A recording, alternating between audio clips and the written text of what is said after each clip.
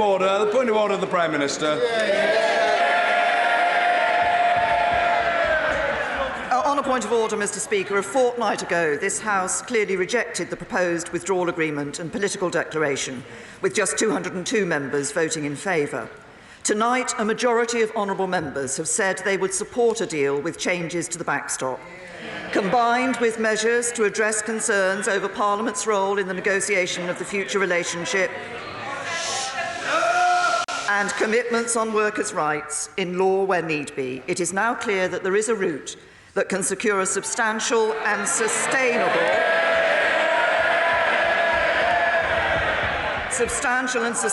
majority in this House for leaving the EU with a deal. We will now take this mandate forward and seek to obtain legally binding changes to withdrawal agreement that deal with concerns on the backstop while guaranteeing no return to a hard border between Northern Ireland and Ireland. And my colleagues and I will talk to the EU about how we address the House's views. As I said this afternoon, there is limited appetite for such a change in the EU, and negotiating it will not be easy.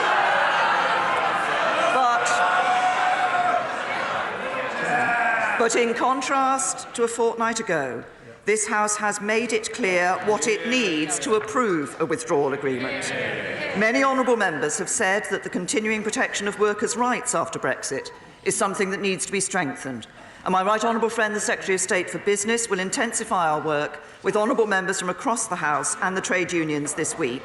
And my right honourable friend, the Secretary of State for exiting the European Union, will do the same on how we engage this House further in our approach to negotiating our future partnership with the EU.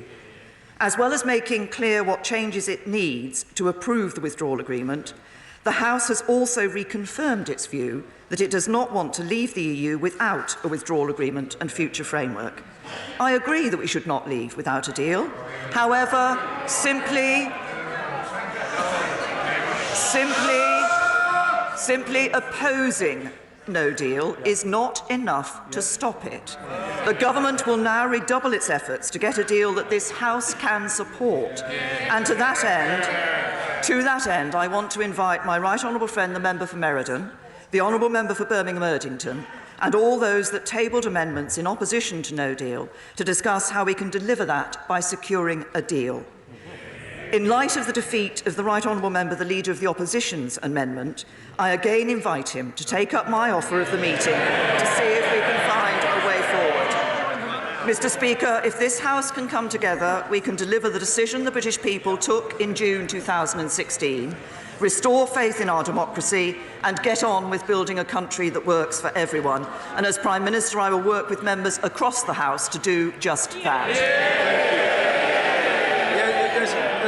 The point of order, the Leader of the Opposition, Mr. Jeremy Corbyn. Because since we've had this debate and the House has emphatically voted to reject the no-deal option that the Prime Minister was supporting, could I say that we are prepared to meet her, to put forward the points of view from the Labour Party of the kind of agreement we want with the European Union to protect jobs, to protect living standards and to protect rights and conditions in this country. It's exactly the offer that was made last September, exactly the offer that was made 2 weeks ago, and I look forward to meeting the Prime Minister to set out those views to her on behalf of my party. Point of order, Mr. Ian Blackford. Mr. Speaker, this House has spoken very... The Right Honourable Gentleman is the leader of the third party in this place, and he represents an important body of opinion. And as was exhorted earlier, people should treat opinions that differ from their own with respect. The Right Honourable Gentleman will be heard, however long it takes, and that's all there is to it. Mr. Ian Blackford. Thank you, Mr. Speaker. The House this evening has given an instruction to the government that no deal must be taken off the table. I am flabbergasted, frankly, that the Prime Minister still seems to be in denial. And I ask what measures the Prime Minister will bring forward, what legislation she will bring forward to make sure that we remove that threat of no deal from legislation. Mr. Speaker, this is a sad day where the Prime Minister has had to admit that her deal doesn't have the support and that she's prepared now to try and pick away at the backstop. We were told that the backstop was there to protect the peace process, but tonight the Conservative Party has effectively ripped apart the Good Friday Agreement. This House, Mr Speaker, should be ashamed of itself. The contempt shown by the United Kingdom Government right across these islands is stark. This Government, Westminster and the Tory Party has no respect for the devolved administration or for the other regions of the United Kingdom. Scotland has been silenced, sidelined and shafted by the Tories.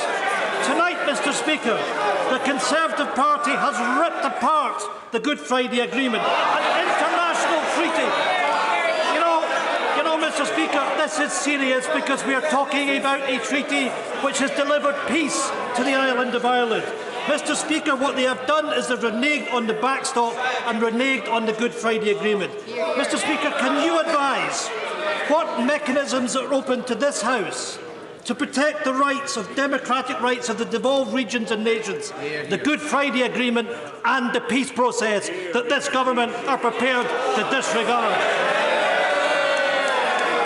Order. I will take the right honourable gentleman's question as a rhetorical question rather than a substantive question. He knows that Parliament is here to debate and to vote, and the right honourable gentleman is well familiar.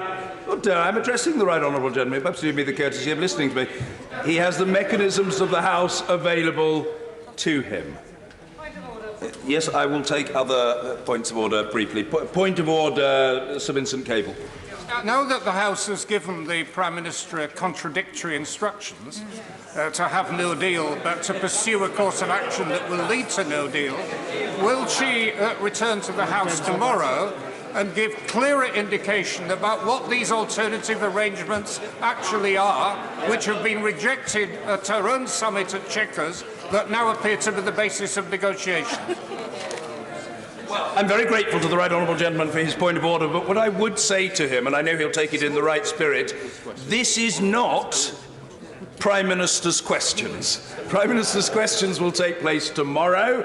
I think if I understand correctly, the right honourable gentleman was more concerned to make his point than to elicit a reply from the Prime Minister, and there is no reason for the Prime Minister to feel any need to reply tonight. The right honourable gentleman has made his point. There will be ample opportunity for further exchanges, doubtless tomorrow and in many subsequent days.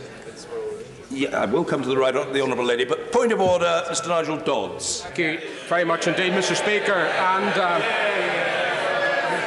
can I just say, on behalf of, I know that we represent 10 seats in Northern Ireland, and the honourable lady behind me represents one, and there are others who represent a different point of view, but who refuse to take their seats in this House. But it is quite frankly outrageous, and I'm speaking on behalf, I believe, of both communities in Northern Ireland, to say that this vote tonight drives a coach and horses through the Good Friday Agreement. It does nothing of the sort. And it is utterly reckless to talk in those terms. Utterly reckless. Utterly reckless. The fact of the matter is that nobody in Northern Ireland, no political party, is advocating any kind of hard border in the island of Ireland. And we certainly do not advocate what others advocate, which is creating borders within the United Kingdom or ripping up the United Kingdom. Can I say, Mr Speaker, in conclusion, that this is a significant night because for the first time the House by a majority has expressed what deal, the sort of deal that will get through and will have a majority, and we will work with the Prime Minister to deliver the right deal for the United Kingdom. I thank